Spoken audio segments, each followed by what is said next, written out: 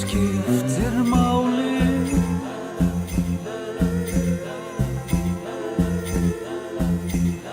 Matarilmur allt hús og bráðum koma jólin.